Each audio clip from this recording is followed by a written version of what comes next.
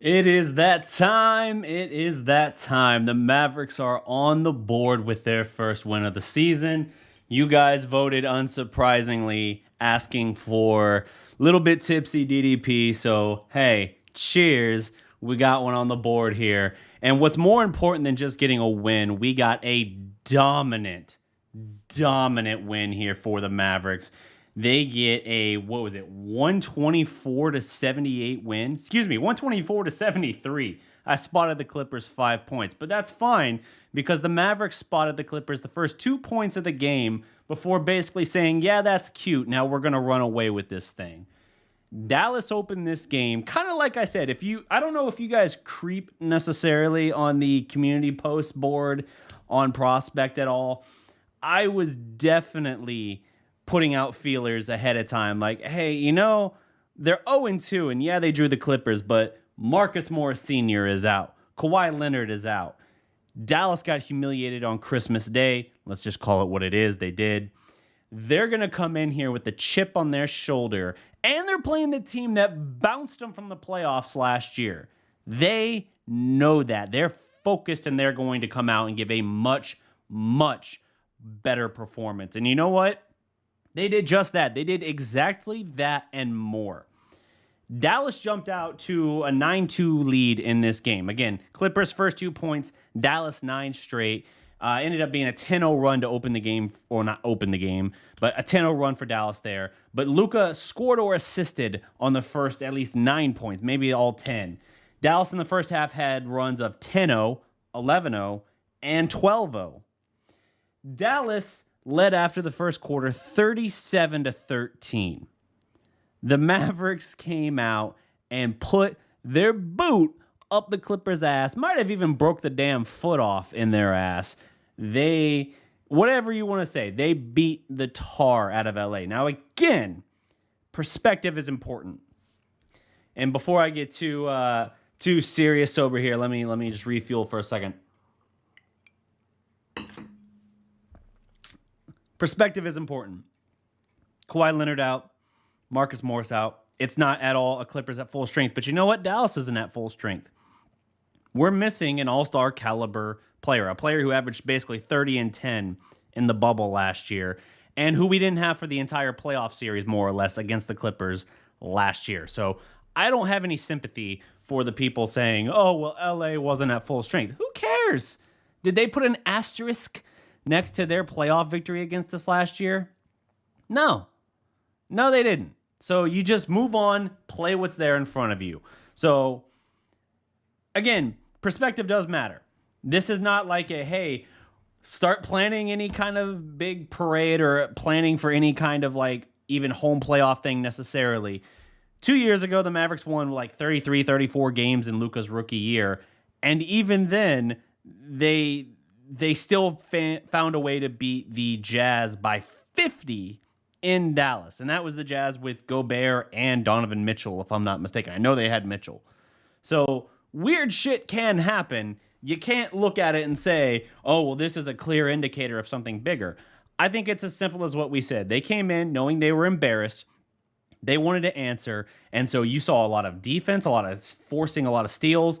Luka was very aggressive to start the game, which I loved, attacking the basket. He has been attacking the basket more this year, but through the first 2 games, you didn't really see it paying off, and I really thought it did today. I thought you saw him going to the basket, Mavericks getting a lot of three-point plays as they jump out to this lead. Richardson was red hot, great energy and intensity, and it really built into what Dallas was doing here. Now, I'll say this.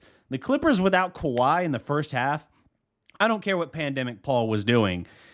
They looked lost. They looked like they didn't have someone to go to. And you look at the board over here, Paul George had 15 points, Ibaka 13 and 9. I do love me some Serge Ibaka. I wish Dallas had found a way to get in on that market, but for what money they had, he just wasn't a practical acquisition. So I love what he brings to the table, but 13 and 9, that's their second best guy on the night. That's not going to do a whole lot for him. And Zubats, who killed us killed us last year, including the playoffs, just 10 points. Now, I got the note down there, no Kawhi, no Morris, just in case people are jumping in and seeing that. But this is important to remember here. As Dallas built this lead, through the first quarter, points off turnovers, 16-4. Now, points off turnovers are not the same thing as, if you remember the last video I did, which I actually posted just this morning, the second chance points against the Lakers, it was 35-0 in favor. Was it this morning? Was it yesterday morning? I don't know. Load up with another drink. Hold on. Remember, just remember, this is what you voted for. 35-0 was the second chance points in favor of the Lakers last game against the Mavericks. That margin was the greatest margin in 25 years, according to Tim McMahon. Not just Mavericks, NBA history, ridiculous, embarrassing. And Dallas came out and looked like they were motivated to prove that they're a better team than they've shown so far. So Dallas, through the first quarter, 16-4 advantage on second chance points. They were up 50 at half. First time in NBA's shot clock era history, a team led by 50, 5-0 at the half. Dallas led 77-27. They led them a Luka Doncic jersey. Damn, Paul George he's 13 now. He used to be 23, and so even then I was going to be off. I was going to say versus a Paul George jersey, and hey, how fitting is that given the two best players for each team on the court? But no, not quite there. Not quite there, DDP. Roll it back. But yeah, at the half, Dallas 58% shooting. Clippers 24.3%. 24! 9 of 20 from 3 for Dallas at the half. Clippers only 1 of 19. Again, you're starting to see how quickly this unfolded. 10 of 10 at the line for Dallas. By the way, speaking of free throws, Luka Doncic, through 3 games, again, small sample size, looks spectacular at the line to start the year. He's 8 of 9 today. I think he was 10 of 12 the game before that. And I don't remember what he was the first game, but it was another very strong performance. Luka looks like at least there. The 3-point shot's not there yet, but he looks like he's on the right track, at least at the line. And if you're going to make me pick between the two, I'm going to take the free throws, especially with the amount of times he drives to the basket. He was among the leaders last year in drives per game. And so if he's finishing those at a better clip, maybe give me mid-80s, I'm on board. But 10 of 10 at the line for Dallas compared to 8 of 10 for the Clippers.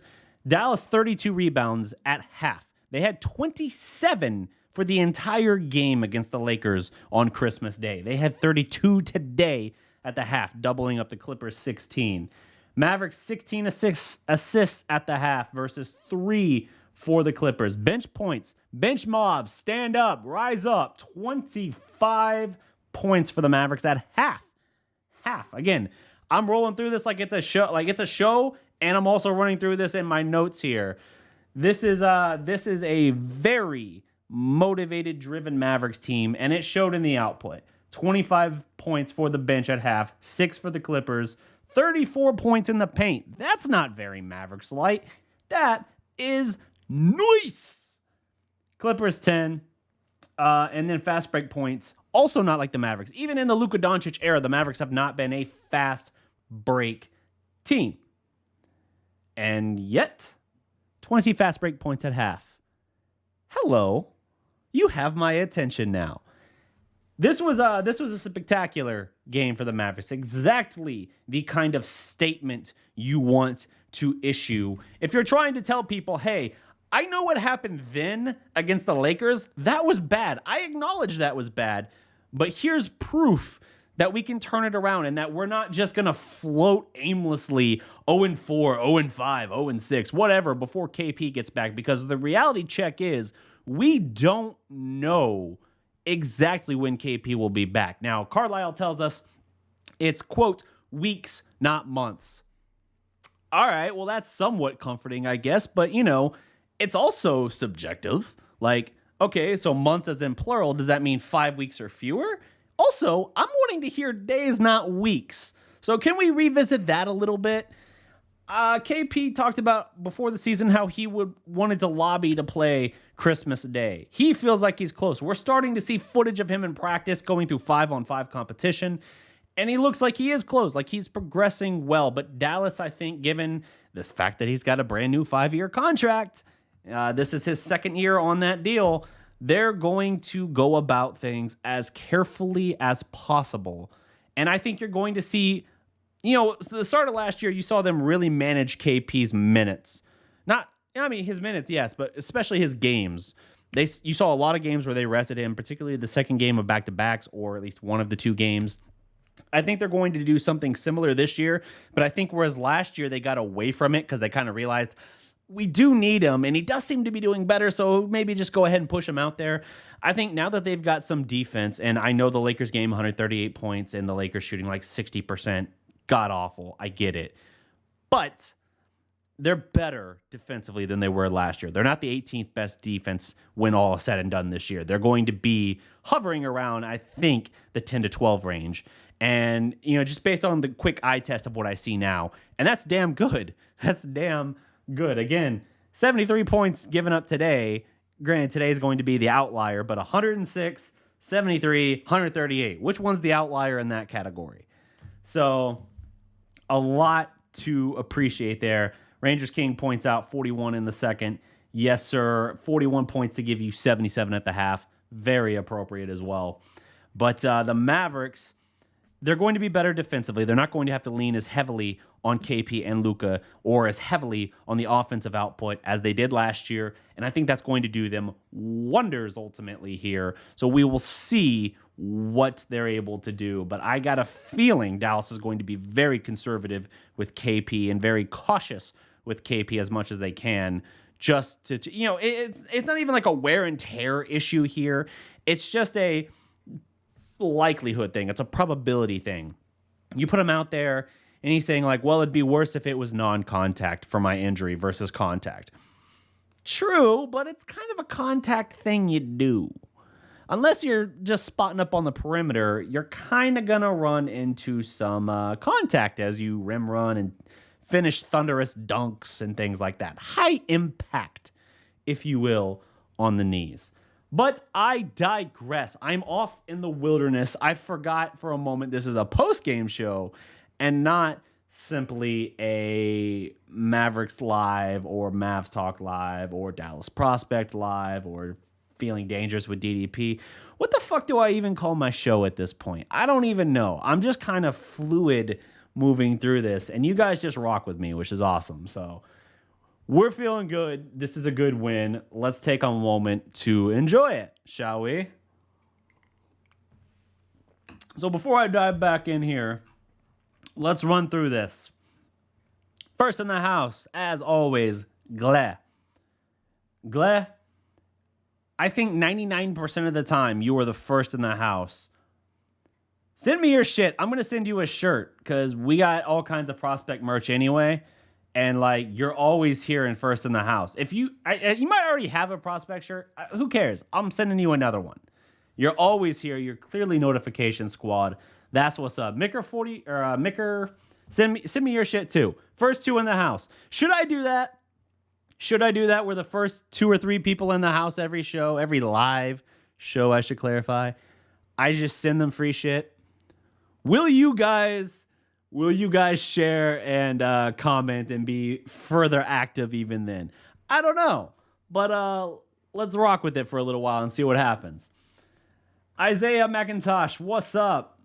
Dang, we stay clowning Paul. That we do. Aside from Game 5 in the playoffs last year, that we do. What's good? What's good, Christian? Cowboys X Factor, what's good? It does feel good to get that first win. Let's see here. Raymond, you deleted your own comment regardless of what it is, whether you're here to support or to troll. What's good? We acknowledge all people in the house here. Clay will never have to buy a shirt again. To be clear, there is a limit per person in the house. I don't know. Glad will literally have every shirt that I have. Like, there's prospect merch I've got designed and I just haven't rolled out yet because I haven't seen anything. I haven't seen any real, for lack of a better term, at my own expense, demand for it. people like wanting it. So I've kind of held back a little bit on rolling it out until hopefully things build up down the road and I can roll it out better. But yeah, we'll figure it out. Anyway, let's jump back into this here. So the Clippers actually opened the third quarter with a 12-0 run. I know, gasp. They were down 50. They cut it to 38. Just cut everybody on the court at that time, Luka included. Just move on. It's clearly not working. 12-0 run for the Clippers. Dallas gets back going, and we end up the end of the third quarter. Dallas is already sitting on, I think, 104 to 57, something along those lines. It's Dallas answers. The lead, I think, got at one point as big as 60.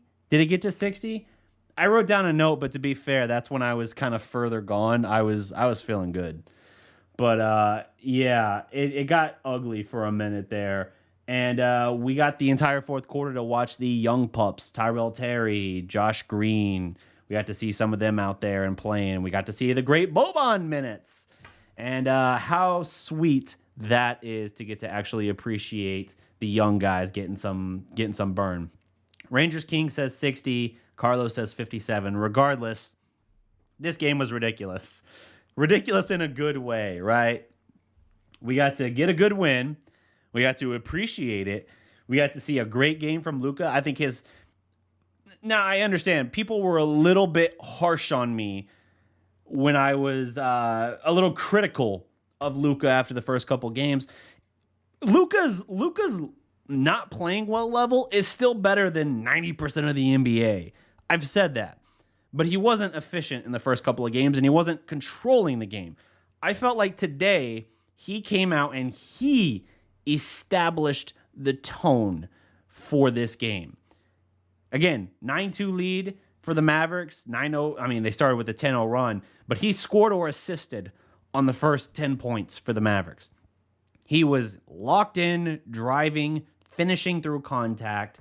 I thought he was very, very good today, very aggressive. And you see, and this is where I appreciate, he's 21, but he has a very good maturity to his game. Like after the game the other day, and I didn't talk about this in the Lakers video I did, I said the Lakers Mavericks video. To be clear, I don't do pro Lakers videos. I'm the Dallas prospect. I mean, come on, guys. In that video, I didn't talk about this, but people were asking him about his performance, and they said, like, well, hey, you set some kind of record doing this, or you did this. What do you feel about it? And he's like, well, what does it matter? We lost. I don't care what I did if we lost. It doesn't matter. Like, Luka's got the right perspective, and it's exactly that reason why I think he will reach the absolute pinnacle of the NBA faster than his age would normally suggest. Like Dirk, I love Dirk. Dirk is my favorite all-time athlete. I've literally got, I can't spin a camera around to show you, but I've literally got one of those Dirk face signs or whatever they gave out at the Mavs games up on the wall there above my clock. And yeah, it's really a situation where, you know, he took until he was 33, 34 to finally get over that hump. And even his first trip to the finals was like 26, 27, something like that. His birthday's in June, so it probably would have been 26, turning 27. I digress. The point being, I think Luka is fast-tracking well beyond that. And that is saying something because you're talking about the number 6 scorer in NBA history, all-time scorer, and an all-time great for sure. So that is pretty sweet. So I liked Luka's aggressiveness today. I liked how he set the tone. I liked how the Mavericks as a team answered and responded to adversity. I also liked some Willie Cauley-Stein minutes in this game. Willie Cauley-Stein, he's laying a claim to more minutes. Now, I know, I mentioned in that Lakers game video, he wasn't great in the minutes he got. I think he was 0 of 3, and I think he really only registered like a rebound or something like that, maybe a block. He didn't do a whole lot in that game in terms of what showed up on the stat sheet. And I kind of said, like, look, I want you to get more minutes, but you got to actually do something with those minutes. And in the Phoenix game, I think as well, he missed a reverse layup as well. I'm not saying he should start. I am saying I think he should get some more minutes. He was very good in this game. In the minutes he got, particularly the first half, very good. He's more athletic than Powell, for sure. And he was grabbing offensive rebounds. He was finishing. Good hands as well. There was a transition play where Dorian Finney-Smith gives him an absolute ass dump-off pass. He bobbles it, but it's within his 2 steps, and then he straight dunks on a fool. I don't know post-Achilles if we're going to get a whole lot of those moments out of Dwight Powell, although they did finally connect on the Luka to Dwight Powell alley-oop finish in this game.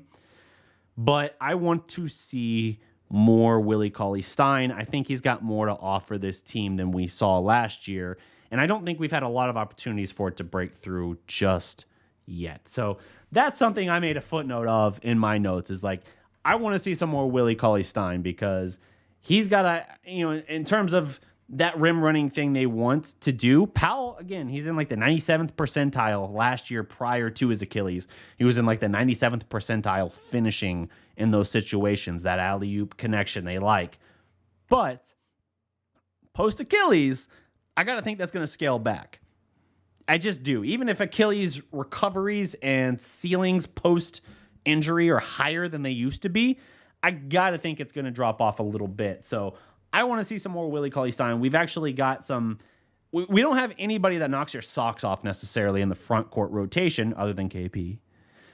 But we've got a lot of interesting players who I think bring various intangibles and aspects to their game. So interesting to look at for sure here. By the way, guys, I have no idea how many people are watching this right now. It could be as little as 12 people or fewer. I don't even know. Somebody let me know in the comments. I'm not looking at that. I see the comment thing here, but I have a pop-out chat rolling.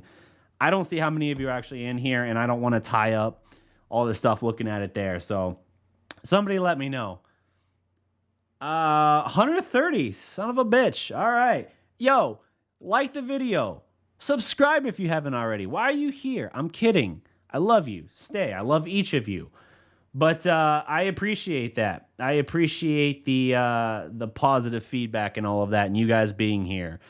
You guys voted. Just remember, for newcomers who maybe don't understand quite the bombastic and slightly tipsy version of me I'm rolling out right now, you guys voted that you wanted the Mavs homer who's a little bit drunk versus the actual sports journalist here. So I'm a man of the people. I will take the high voter in that case. Not that kind of high voter. I won't do a show like that, but I will do the tipsy Mavs homer every now and then if you guys want. Let's see. So the Mavericks win this game. Again, let's reset it as if for a radio. The Mavericks win this game 124-73. First win of the season. Luka, 24 points, 9 rebounds, 8 assists, near triple-double. He started out, again, great. He started out with like 5, 5, and 4 in the first 3 minutes of the game, it felt like. Just ridiculous. Richardson, scorching hot to begin this game, 21 points. Dude, maybe it's early, right? I'll admit this. If you've been around for a while, and this is not a critique of newer Maverick fans or Maverick fans who came over just by nature of the Mavericks drafting Luka. If you've been a Mavericks fan for several years, I will freely admit I got blinded by the notion of OJ Mayo. And he always talks about that as well. He and I actually weren't talking regularly at the time that happened, but I was definitely swept up into the OJ Mayo craze early in the year. And by the end of the year, he was just a heartbeat on the court. He was just a pulse out there on the court, a physical body, nothing else. But early in the year, he had that game at Houston where he dropped 40 points, and it was the highest scoring game by a Maverick guard in several years. I think Michael Finley maybe, or something like that was the previous. I don't remember. Again, we're rolling back to like 2012 at this point, or 13 maybe. I don't remember. So it's been a minute. The point being, I think Josh Richardson, I think the Mavericks are going to rue not giving him an extension before the season began, because I think he's going to command big money. And even though they'll have his bird rights, and hey, that's sweet, I think he's going to command big money, maybe even max out money, because his fit here is so perfect, so perfect. Offensively, defensively, he is a perfect fit next to Luka. And before it was theoretical, and now, yes, it's a small sample size, but we're seeing it. He is a perfect fit next to Luka. And obviously, Luka and KP are here for the long haul, barring some insane blockbuster for KP. But I think because of that, we're going to have a situation where Dallas is going to have to pay big bucks. Whereas maybe, and I don't know the details, right? I don't know if Josh Richardson and his team kind of anticipating this were like, yeah, no, we refuse to even engage in negotiations. I don't know. But I think Dallas will definitely wish they had locked him up before the season started, because now he's going to hit unrestricted free agency. Yes, I believe it's unrestricted. Rangers King, you're always good at this. Let me know. I know he's a free agent. Is he restricted or unrestricted in the summer? I know he's going to go head hunting for better offers, or at least the max value offers he can get. And again, he was picked 40 in like 2015. So by all means, the dude has a lot of reason and a lot of motivation to collect his first big payday in the NBA. And I think he's going to get it playing alongside. I think he's going to get it alongside Luka. I really do. Luka inflates the value of guys because he makes them look good. Tim Hardaway Jr., 18 points as well. Nice bounce back for him. Better than he's shown in the first couple of games. Granted, he didn't really have to start doing work until later. 7 of 14 from the field, 4 of 8 from 3. And Brunson in the first half was better. I still feel like his overall game performance was kind of eh. But I thought he, there in the second quarter when he started getting some burn, I thought he certainly helped continue pushing the lead, where suddenly you're like, dude, this isn't just going to be like a 16-20 or 16 to 24 point lead. This is going to be like substantial. Mod Squad, keep an eye out by all means. I've clicked a couple comments here. I'm pretty free and open as far as what comments I allow. I'm not saying there's anything I'm blocking here. It's got to be like really across the line. So if you see something popping up that's like got the word ass or shit, I don't care. Show the comment. Even if you're debating that person, show the comment. It's fine. Have the discussion. But you got to really step across some sort of line for me to censor my comments at all. And I don't want to have to keep watching it myself. So by all means, keep the open discourse. Debate is fine. Just be respectful is all I ask, guys. Both ways. Shout out to my mod squad, though. You guys are great. Let's see here. So with this, let me see what else I want to run through. Richardson in this game, I talked about him. 8 of 13 from the field, 4 of 8 from 3. He only had 1 steal. I thought he did better. He's a plus 22 for the game. All the Maverick starters are a plus. He's a plus 22. Luka's a plus 29. Hardaway's a plus 27. Finney Smith is a plus 25. Hell, Dwight Powell, who had 4 and 4, found a way to be a plus 12. Like, this is a really solid performance here. And yes, it's going to be a little bit inflated because it turns into an avalanche effect. And as they said during the broadcast, you get to a point where anything you're throwing up shot-wise for the Mavericks is going in, and for the Clippers, conversely, it seemed like they were missing. But you got to build confidence, and you got to build rhythm. You got to build momentum for the team. And I feel better with this situation being, coming off this versus a close win. A close win, any win is good. And a close win is better in the long run. But in the immediate picture, a blowout win like this, I think, gives you the thought of like, oh, so we can do this on most anybody. We just got to we got to get our stuff ready. We got to be prepared. I saw someone reference that dunk. Where was it? Mavs for the chip. The dunk Willie Cauley-Stein did on Zubats, Powell would only do in his dreams. I think there was a time when Powell could have done that. I don't know if he's doing that today, but yeah, that was a great play for sure. And that was at that point where I was like, you know what? Let me make a note on Willie Cauley-Stein because I've already liked what I've been seeing from him the past few plays here. But that's when I really made a note. I am Oak Cliff. What's up? Let me see. Guys, if you have a question for me, direct it with the tag King Jasco. I see you here. What kind of percentage win rate would you want by the time KP gets back? Percentage? I mean, that's hard to put down because it's like, one, I don't know when exactly he's coming back. Carlisle says weeks, not months. So it's like, good, but not great. I'd rather hear days, not weeks. I assume we see KP back early January, whether that's January. I'm spitballing here. I don't have the schedule in front of me. Whether that's like January 3rd or 9th or 11th, whatever. I don't know. But I do think we see KP by mid-January. I feel like that's the case just based on what they're telling us. Unless there's something they're not telling us, which there's always something they're not telling us. But unless there's something like major they're not telling us, I feel like KP's not that far off based on what we have seen. And they're just being abundantly cautious. So as far as a win rate, it's hard to tell based on how many games that they have between now and then. Let me try and see something here. So the Mavericks, after this, they're going to have Charlotte, who's currently winless, although they did lose with not a buzzer beater, but a shot within the final 10 seconds to lose to the Thunder on the Thunder's opening night the other day. January 1st, they have the Heat. Then they have the Bulls on January 3rd. Hey, I got that right. The Rockets on the 4th. Eastside, I don't know where you are. I'm just assuming you're going to drop in here and drop a thumbs down for the video. But eat shit. Harden's going to be gone anyway. He wants out.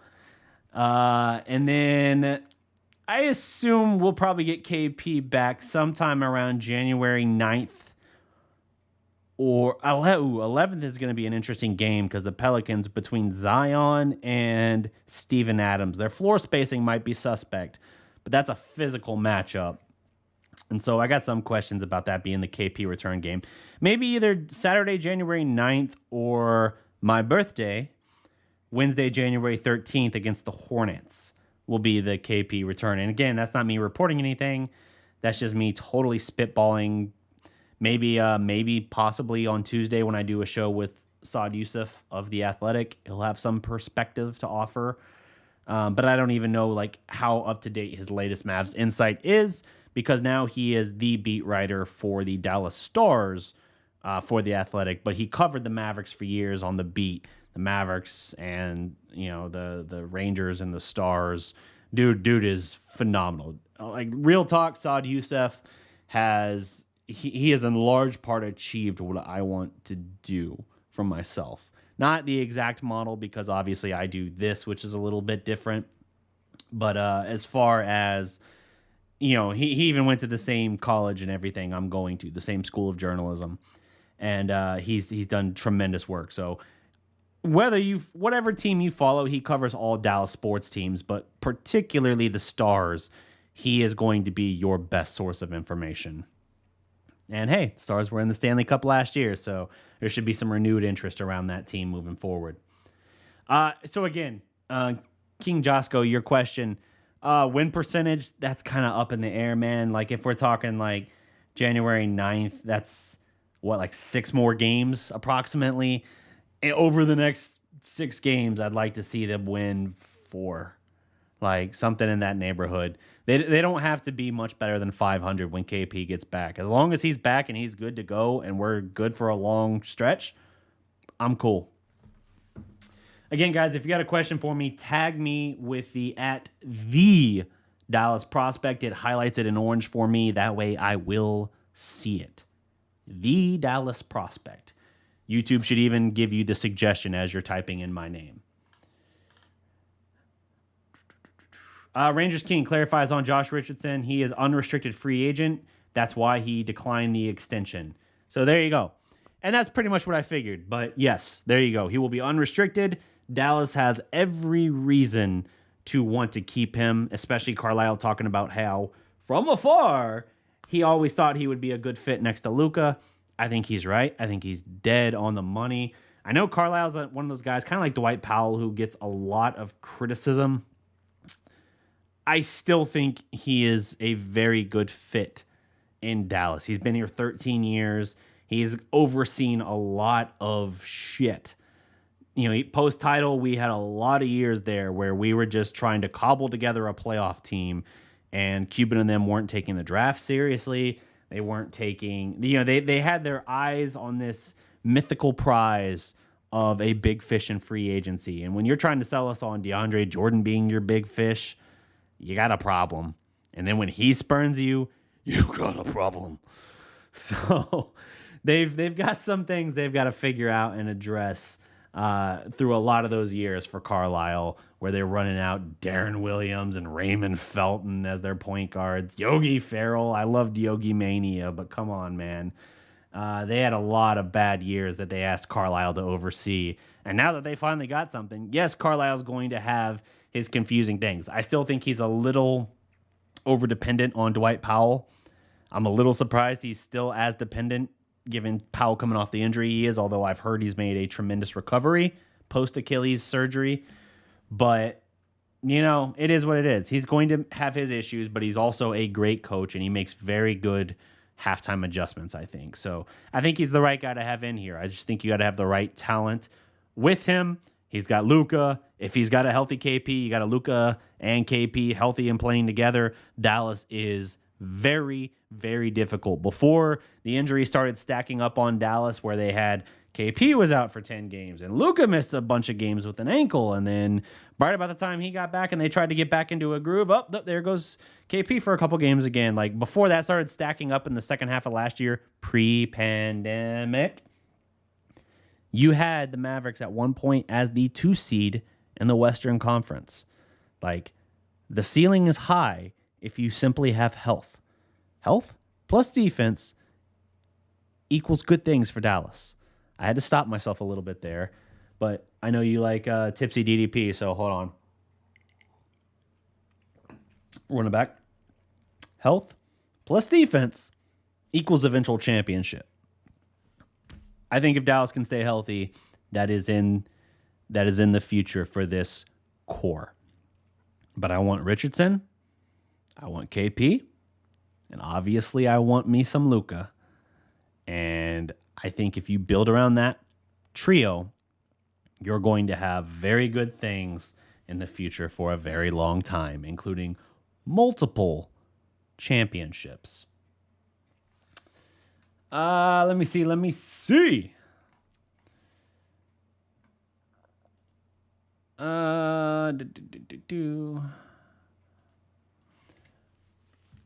Again, guys, you got a question for me, tag me in the comment. Otherwise, it's going to get lost in the fray. How long have I been going here? Only 38 minutes. Really not that long. My window is still somewhat limited. I do still have, at some point, that I got to get back to being Mr. Dad. That's still an adjustment for me. This is the first time I'm doing Mavericks post-game shows where I got to be quiet and kept up in my kitchen because my daughter is sleeping here in the front of the house, and of course her bedroom's got to be 4 feet away from my office. And so especially that opening night, I was like, ooh, I can't do a show here. So I grabbed my MacBook, quickly set up whatever little OBS layout I could for the video, recorded in there, and did that. Most games, post games, I'm going to do the pre-recorded, but in some instances like this, I will do when I have the availability to do an actual live stream, because I know that's what you guys like. I know you like the live streams, and I like interacting with you. I do.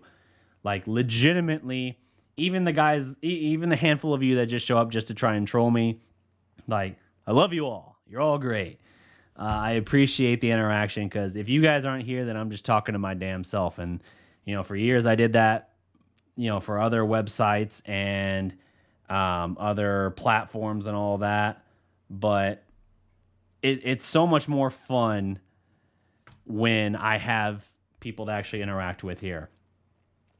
Do you think the Mavs should travel with Nate Hinton or Tyler Bay over Terry? So Terry against the Lakers on Christmas Day played 2 minutes, got 2 points. What did he end up getting here? I know he got minutes. He got a good chunk of time in the fourth quarter, but let me see what he ended up with. Tyrell Terry, 9 minutes, 1 rebound, 0 of 2 from the field, 0 of 1 from 3. Tyrell Terry, I am still very, very high on his future. But if I'm looking for the most efficient option I could have in the immediate window, now part of the, and keep in mind, it's a balancing act, right? Because part of that, if you're going to actually develop Terry, he needs actual minutes, even if they're, especially garbage minutes like this fourth quarter. He needs actual minutes to get that opportunity to develop. But if I'm looking for what the team needs overall, I like what I've seen from Hinton. I do. I think Tyler Bay's got a lot of Sean Mary into him, just a little more raw. I probably do mix around a little bit with combinations of that. I think Terry is still someone I would definitely like to have around, because there is going to come a day when that dude just checks into the game and for some crazy, crazy reason, he's just dialed in and raining threes left, right, and center. And he'll knock in like 12 points or something on like 4 or 5 shots. It'll happen some point. I feel that. But you know, if you're looking, it depends on what you're looking for. If you're looking for the defensive utility player, a Tyler Bay or Hinton would certainly give you probably a better thing of that. They'll probably help you more times than Terry will. But Terry, when he does make the impression, will make a damn strong impression. So I think I probably, I mean, if you're talking about like a ratio in which I do them, I still probably lean Terry 55% of the time, and then some combination of the other two the rest of the time. But, you know, it is what it is. Bay is going to need time to really develop, but he can bring a lot of intangibles and a lot of defensive energy and all of that to the team that they could use. You know, you look for a spark plug off the bench. Sometimes you just got to have the guy who's making great defensive plays and diving for a loose ball. It makes a change. It changes their energy in the room. CJ, yo! OPJ, you talking about Porter Jr. again? Otto Porter Jr.? All that went wrong versus the Lakers was right today, says CJ. Pretty much. Yeah, I think they took to heart getting embarrassed on Christmas Day. I really do. And you know, I hate that it took that happening, because if you take away the fact that they got murdered on the glass, like 53-27 or something in that Lakers game, and the second chance points being 35-0, that's abysmal. And again, a lot of that obviously comes from the rebounding discrepancy. If you overturn that, Dallas played a good game offensively. Like, they shot, I think, 47% from the field, 41% from three. They were good at the line. Like, I like what I saw. I do like what I saw. But obviously, you're not going to rebound and box out, as Luka said. Then it doesn't matter. You're going to get your ass whooped on the glass. And second chance points, the Lakers killed Dallas. Not just the 35-0. It was something like 12 of 14 from the field on those opportunities. Like, ridiculous. Do you find it to be a relief that the Mavericks are unable to get screwed over in a chase for a free agent superstar because none of them are available? Asks Rangers King. Well, none of them are available. Obviously, Giannis signing his extension. Yeah, locks that up. I'm a little surprised he did, especially with how the Bucks started. But, yeah, I mean, I think Dallas can't help itself in that regard. Cuban's always going to want to look at the biggest fish he can. And I do think a part of him thought, like, dude, with Luka and what we can point to and what he can do, dude, look what we did with Tim Hardaway Jr. He was supposed to be the jettison trash in the KP trade. And we made him a 40% three-point shooter averaging like 17 points. Dude, look what we can do. Like, I get it. I do. I get the temptation. We talked about it here. We talked about it here on the show. Like, yeah, I think he'll have Luka and KP, the combination for sure, have better luck recruiting than Dirk ever did. Not that Dirk ever tried super hard at recruiting. It's kind of a previous to, or it's kind of after his era where that was a thing. But yeah, and Dirk post-championship and his age and everything, that's just kind of where it was. And so that is what it is. But I'm curious to see what they do now. And maybe now with more realistic shopping, like when your shopping list doesn't include like a, hey, you can spend all of this and maybe have a chance at this. Now that the shopping list is a little more realistic, maybe they can actually improve the team more. I talked about in the preseason, I talked about how the Mavericks, through free agency, were better suited ultimately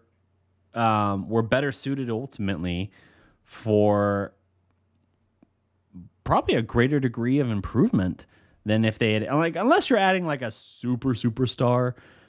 If you're adding one big name, but he's eating up whatever cap space you have, and granted, they didn't have much, but if they'd had to flip some kind of deal and trade away parts in a sign-in trade to open up that money, you probably got better making the several small moves you did that completely transformed your complete roster than you were if you went that route. So, yeah, I like what they're doing. I think with a more realistic shopping list, they can improve better. And again, I want to keep Richardson around, and I got to see what he does over the course of the year before I determine that he's worth his first ever max contract. He is 27. He's not a young pup. He played all 4 years in college at Tennessee. He's from Edmond, Oklahoma, which I'm originally from Norman, but I lived the last few years I was in Oklahoma City, northwest Oklahoma City, which pretty much backs its ass up right to Edmond. Like, if I had driven northbound for another literally like 2 minutes on the highway, I would have been in Edmond. He went to Santa Fe High School. I know exactly where that is. I played against Santa Fe High School myself in high school. I never played against him, obviously. He was after I was through. I graduated in 2009. And so I never played against Richardson. And if I had, I probably would have gotten murdered by him and dunked on and, just completely faded out of existence through getting posterized or something. But, yeah, I kind of am endeared a little bit to Richardson just because he's an Oklahoma dude that's reached this level, and it's so improbable. At Tennessee, his numbers, while he had nice credentials as far as like all defensive first team SEC and all American defensive team and things like that, that's great. He's a good defender, but his numbers were very ho-hum in college. And so he goes 40th pick in the draft, and then he kind of somehow, even learning behind an aging Dwayne Wade, kind of turns himself into something pretty nice. He's got a career-high 37 points. And I think he's a very, very good two-way player for you and exactly the kind of guy you want to keep around with this young core. I'm always confused when I glance at the chat and I see a reference to something or someone that I'm like, how did we get here? How did we get here? The Tim Hardaway Jr. Renaissance is exactly why I still believe Otto Porter Jr. in Dallas, no matter how bad he is in Chi-Town, because we've seen him, and I don't know how to read that comment, but okay. Seen him in Chi-Town, or seen him in Washington, and I believe Rick and Casey Smith. Yeah, fair enough. Kawhi's dream is still alive. That is true. Kawhi has basically indicated he will opt out. Probably doesn't guarantee he'll leave, but I think Kawhi Leonard's just going to be one of those cats who always likes to keep his options open. And so he's like, I'll give you a 2 or a 3 year deal, but there's going to be a player option after 2, no matter what. So yeah, it is what it is. Do you think Dallas needs one more good star to win a championship, or is it enough with what they have now? Man, championship is projecting so far, man. We haven't won a playoff series since we won the championship in 2011. We haven't. Like, I don't know how many total games in the playoffs we've won since then. I want to guess it's probably 7 playoff games since then, and obviously have never gotten past a game 7 of a playoff series since then. So I'm a little reluctant to say, like, oh, you do this, championship. Well, what the fuck am I saying? Because I was literally talking earlier. See, this is where starting to sober DDP meets drinking DDP. And I was saying earlier that health plus defense equals multiple championships. And then here I am, a few minutes more sober, trying to walk that back a little bit. Now, do I think they need another star?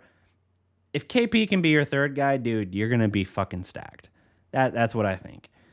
If KP is your second guy, I think you got a shot of still being very good. So it is what it is, man. Let me see here. Yeah, so do we need another star? It helps. Always helps. And if you've got the room and you got the guy that wants to be here and will fit well, yeah, sure, do it. If you don't, all right, well, you can probably win with what you got, but you got to have the right supporting cast. Dude, Dirk won a championship as the only all-star on that team. Only all-star on that team. Everybody else was, there was no other all-star on that team. Dirk took down, on his playoff run, on his championship run, took down Kobe, Gasol, Brandon Roy, LaMarcus Aldridge, Kevin Durant, Russell Westbrook, James Harden, all three of them together. Took down, obviously, LeBron, Wade, and Bosh. Like, Dirk did work. Dirk took down, like, an insane number of MVPs on his way to winning a championship with no other all-star teammate. If you build the right team, it doesn't matter. And I honestly think that's even the case with the Raptors when they won it a couple of years ago. Yeah, they had Kawhi, and Kawhi obviously was like a top 10 player. And in that finals run in particular, that like 2-month run there for the playoffs, Dirk was probably the best player on the planet for that window in time, but that's all that mattered. And so, yeah, you have that. Yes, Nahara is Native American. Nahara also went to OU. But yes, that matters. And so if you build the right supporting cast, you don't have to rely on, like, dude, we need 3 superstars if we're going to do anything. Here's what chasing 3 superstars gets you. Cuban blew up a championship team. Not saying that they would have won another one, but Cuban blew up a championship-winning team because he saw what Kevin Durant, Russell Westbrook, and James Harden, he thought were going to become in Oklahoma City. And he said, shit, we need our own trio superstar tandem. So we're going to try and go out and get Darren Williams and Dwight Howard, or Chris Paul and Dwight Howard, or okay, we missed out on all of them. Oh, shit, okay. And he just got into this, like, perpetual motion of chasing this big fish, and it was never there. It was never going to be there, especially after that first swing and miss. People are looking at Dirk like, yeah, well, he's 34, and yeah, he was unreal in this playoff run, but he's just good again. He's not, like, stellar. He's not, like, phenomenal. He's just good. And, like, me going there is not going to be enough to get over that hump. And so that's what players saw. And then, Cuban, he pointed to OKC, and look, it didn't even happen there. They traded James Harden literally 1 year later after they won one finals game, and then OKC has never gotten past the Western Conference Finals again. That was supposed to be what became the Warriors dynasty. Like, you see how these things form. It's all organic. You just don't know. And so you don't have to chase the third superstar. If you've got the roster built around them, if you build smart and develop the guys you draft, you can build a great team with Luka and KP being at the head of it. And if you want to add the one more guy, okay, fine. You got Richardson now. Like, you don't need another superstar. Just work and develop what you have. unless the sure thing is there. And by sure thing, I mean almost how LeBron, Wade, and Bosh colluded a full year and a half in advance of them joining forces in Miami and basically saying at the Olympics, like, hey, how about we adjust our deals so that all of us become free agents at the same time and then we all team up together, huh? Unless that's happening, just go with the higher percentage thing and say, hey, let's build the best team around us we can. And if something falls into our lap, great, we'll act on it. Otherwise, we're going to build the best damn complete roster we can, because that's how you get teams like the 2011 Mavericks. Now, granted, they didn't draft and develop those guys, but that's how you get like the 2011 Mavericks. That's how you get the 2019 Raptors. Like, these teams come about through those methods. Let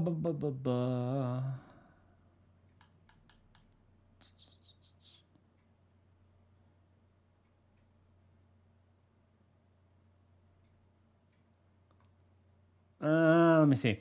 I can never, again, I look at the comments sometimes and I don't know what's crosstalk and what's actually directed at me. So I'm like, that's a mean comment. Is that directed at me? I don't know. Do you think Willie has what it takes to be a starting center for the team? I mean, like an everyday starter, maybe. But I think more than likely, he's a guy who can, depending on matchups, fill in and be that role. And I think minutes-wise, he can compete as far as like, oh, well, he's getting as many or more minutes than like a Powell. Again, I think Powell's minutes should be scaled back a little bit. I'm not anti-Powell, but I'm like in the camp that says like he's fine, but I'd like to be better than fine.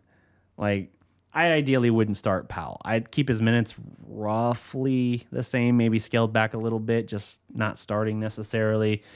Could Willie fill that gap? Maybe, but he's been around a little while too and hasn't really turned into what his ceiling was supposed to be. So I do like that he's added the three-point shot. I do think it makes him more valuable. I do think he can bring an element to this team that we just haven't had an opportunity to see between the end of last year when he joined the team and now, especially when him not playing in the bubble last year. But do I think Willie Cauley-Stein's going to fix every issue for us in the front court? No. By the way, how do you guys like the new mic? Is my sound good? Am I projecting well? Is my voice deep and rich? I'm curious to know. It's the first live stream I've done with the new mic. Here's a Luka quote. Luka Doncic on 51-point win. I think we showed who we are. We got to keep going like that. There you go. I think he's good. Mike is pretty good. Pretty good. Rangers King. Come on. Pretty good? I didn't invest in this mic for pretty good. I can make adjustments, and it's levels. It's a little more diverse and dynamic. Granted, this is the Shure MV7, so it can be USB or XLR. My setup for the computer and typical live stream is USB. I know XLR is better. I've got a recorder set for that, a podcast recorder specifically set for that. And so my podcast, when I do original podcast content and not just like jumping on here or Zoom or something, I can do better, and it's a better sound that way. But this should be pretty good. Pretty good. Pretty good.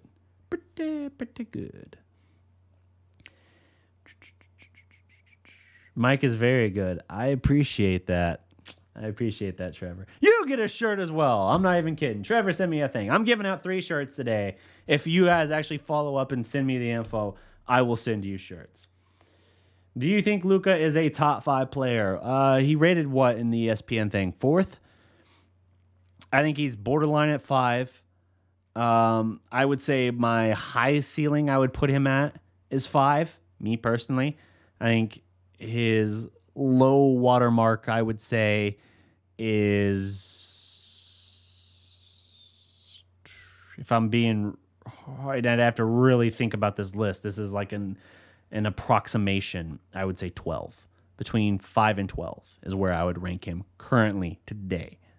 And I would probably lean in top 10s, surely. So, yeah. Trevor, you get a shirt by messaging me on either Twitter at Dallas Prospect or Instagram at The Dallas Prospect. Message me on one of those two platforms. There's a Facebook page too. You can do that as well. Message me somewhere on social media with your size and address, and I'll send it. Yeah, don't put your shit here in the comments.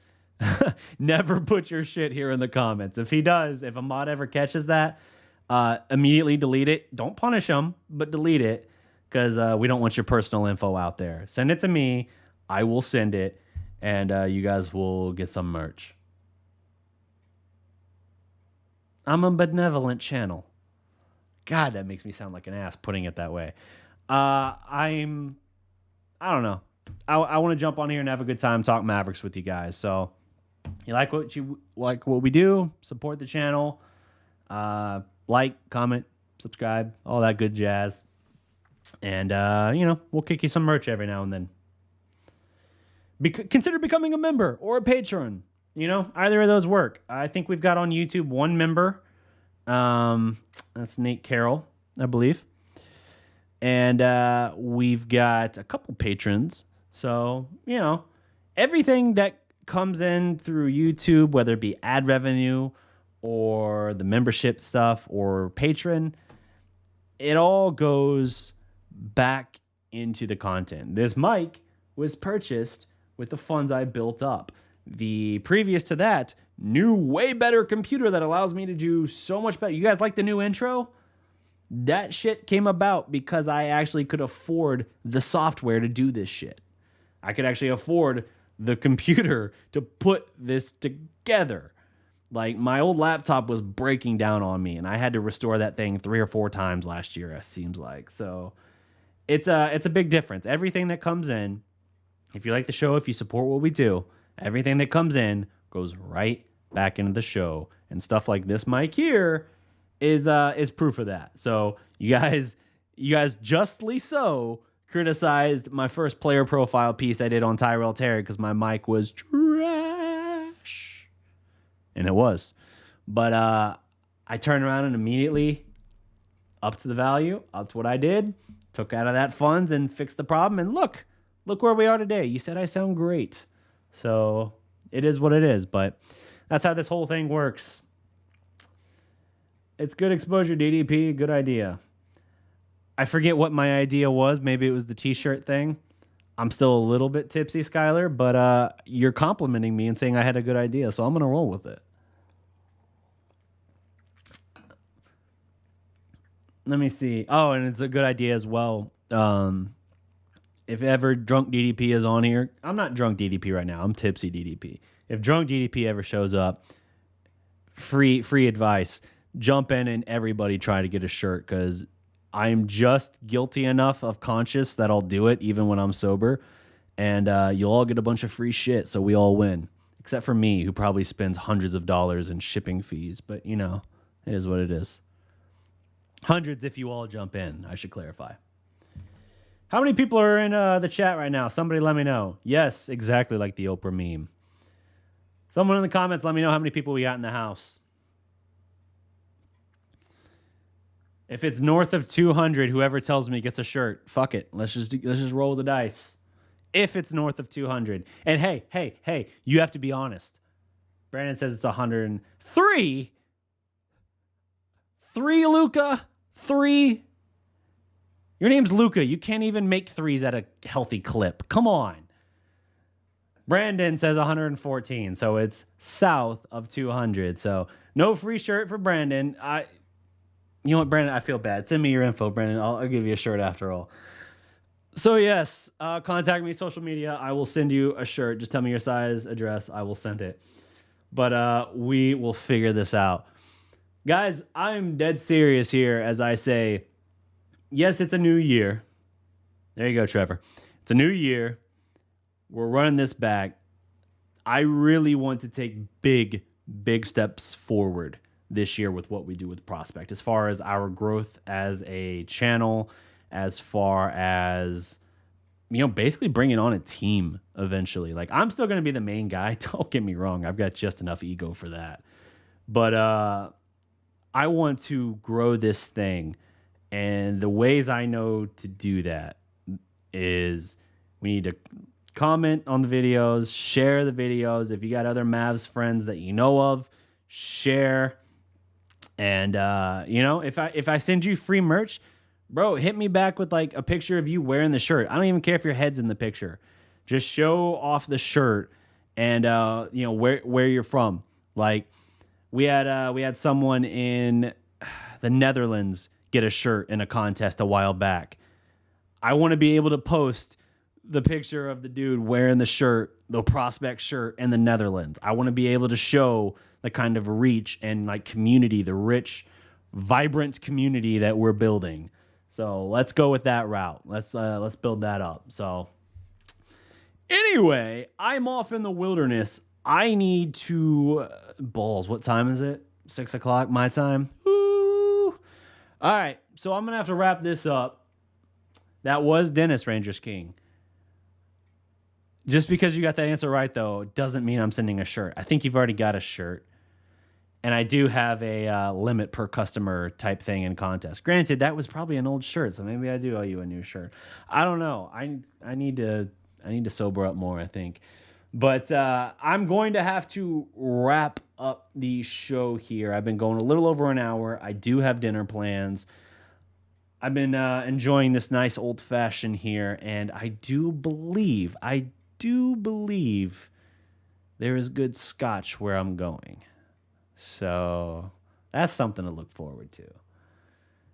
Had the mic logo, Navy. Gotcha. Yeah, that's technically the old logo. So I don't know. I'll try and see if I can figure that out for you, Rangers King. You're always around and a good helping hand in the comments and a moderator. So we'll figure it out. But guys, here's what I want to do. Here is, I always hesitate to make promises on here because life gets crazy and things, people get frustrated with you easily. I'm thinking what I want to do, in addition to these post-game shows, I want to eventually jump on here 3 times a week and do 60 to 90 minute show. And the live streams won't catalog, but I will be recording the segments as they happen, the entire shows. The entire show will kick out to the podcast, and the individual segments, which will be 3 to 5 segments, will be chopped up individually and uploaded as separate videos on the channel. At every show, the intro 10 minutes and outro 10 minutes as well probably will be open for questions and things like that. But I want to build something along those lines where we keep open dialogue, we pump out a ton of content, and we do all of this stuff, right? We keep growing this thing. We're 4,257 subscribers right now. That's pretty sweet. But we can do better. I know we can do better. So like the video, subscribe if you haven't already, share. Any Mavs fans share this shit. Share it. I'm looking at you. Share it. And I don't know, you like what we do? Hit us up on Patreon. Patreon.com/TheDallasProspect. Become a member here on YouTube. There's perks involved with that as well as free merch, although I've kind of undercut the free merch thing by offering to give away so many shirts. But I'm going to do it. But there's additional perks for that. And I'm going to keep getting better, dude. I'm going to keep doing this journalism thing, finishing out my master's degree. And I'm going to keep doing stuff. If you like the Mavericks profile pieces I've been doing, bro, I've got so much better shit for you than that. I'm setting it up now that I'm going to actually start getting post-game interview clips and things like that to include. So seriously, like the video, subscribe, consider supporting us on Patreon or becoming a member here on YouTube. But that will do it for my time today. Thank you so much for watching. Great win for the Mavericks. But until next time, remember, every legend was once a prospect. Peace.